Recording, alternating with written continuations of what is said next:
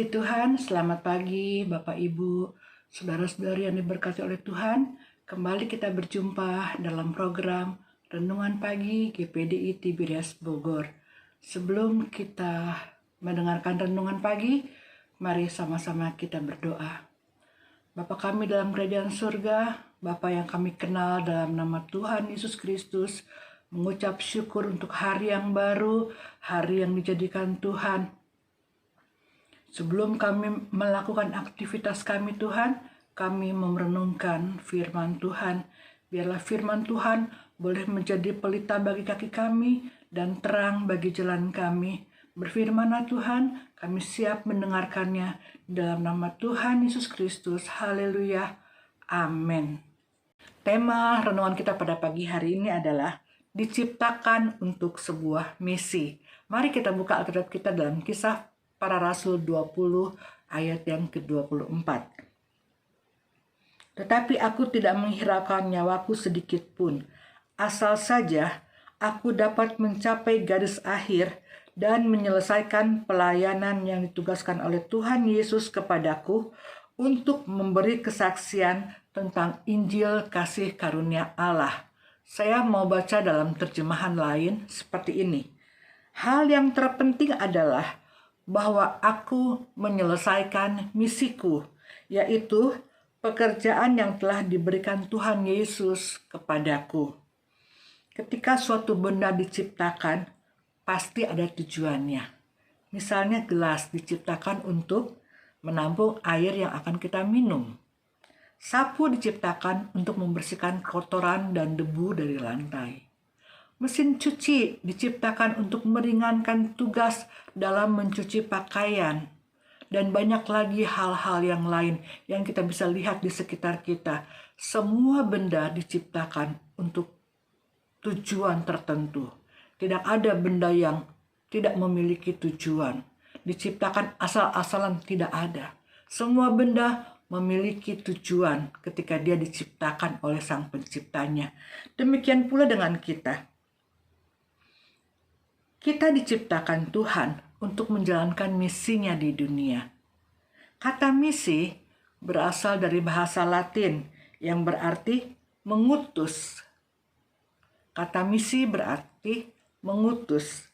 Menjadi seorang Kristen, tidak hanya kita diselamatkan lewat pengorbanan Yesus di kayu salib, tetapi kita juga menerima pengutusan ke dunia sebagai wakil Yesus Kristus. Di dalam Yohanes 17 ayat yang ke-18, Tuhan Yesus berkata, sama seperti Bapa mengutus aku, demikian juga sekarang aku mengutus kamu. Ayat pokok yang tadi kita baca, ini adalah pernyataan Rasul Paulus kepada para penatua jemaat Efesus sebelum ia pergi ke Yerusalem. Dia tahu kalau dia pergi ke Yerusalem bukanlah hal yang mudah, karena dia tahu akan ada penderitaan yang akan dia alami. Dan penderitaan yang dia alami tidak hanya itu. Ada banyak sekali penderitaan yang dialami oleh Rasul Paulus. Itu kita bisa baca dalam 2 Korintus 11 ayat 23 sampai 28. Saya bacakan beberapa ayat sebagai gambaran apa saja yang dialami oleh Rasul Paulus di dalam dia menjalankan misinya yang Tuhan sudah percayakan dalam kehidupan dia. 2 Korintus 11 ayat 23, apakah mereka pelayan Kristus? Aku berkata seperti orang gila. Aku lebih lagi. Aku lebih banyak berjerih lelah, lebih sering dipenjara, didera di luar batas, kerap kali dalam bahaya maut. Ayat 24, 5 kali aku disesah orang Yahudi, setiap kali 40 kurang 1 pukulan. 3 kali aku didera, 1 kali aku dilempari dengan batu, 3 kali mengalami karam kapal. Sehari semalam aku terkatung-katung di tengah laut. Dan seterusnya sampai kepada ayat 28. Begitu banyak penderitaan yang dialami oleh Rasul Paulus. Tetapi Yang terutama diperhatikan Rasul Paulus bukanlah mempertahankan hidupnya. Yang paling penting baginya ialah bahwa ia dapat menyelesaikan pelayanan yang dipercayakan Allah kepadanya. Itu dapat kita baca dalam 2 Timotius 4 ayat yang ke-7. Dia berkata, "Aku telah mengakhiri pertandingan yang baik. Aku telah mencapai garis akhir dan aku telah memelihara iman." Kita mungkin tidak mengalami seperti yang dialami oleh Rasul Paulus.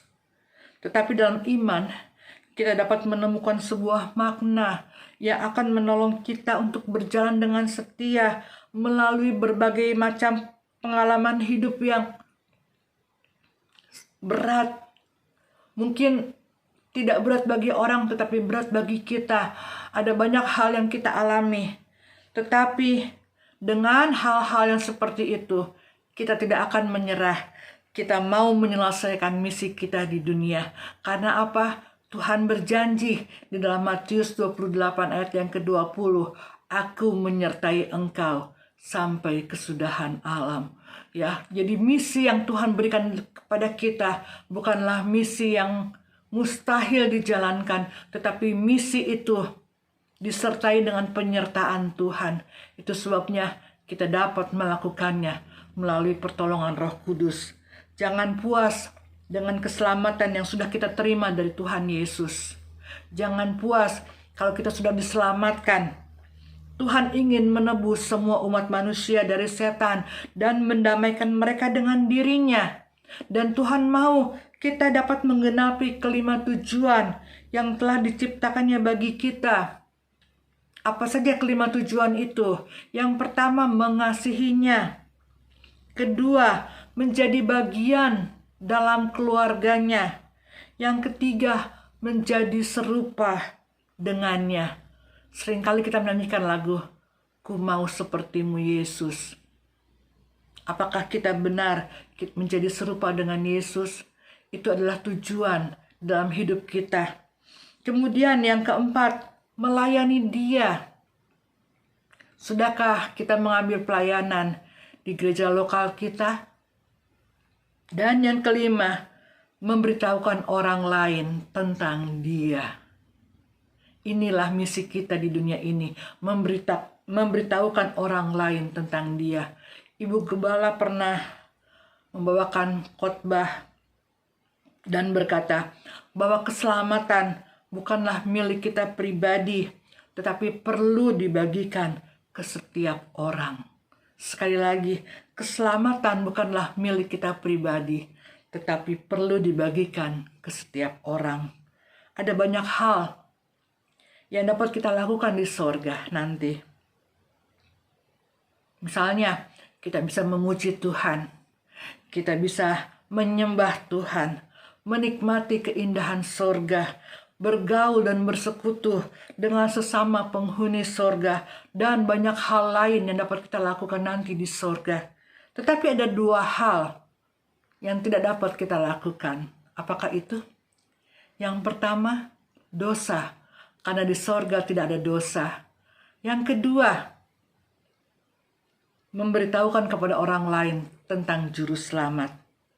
Karena tentu saja penghuni sorga adalah mereka yang sudah mengenal dan menerima Tuhan Yesus sebagai juru selamat mereka pribadi.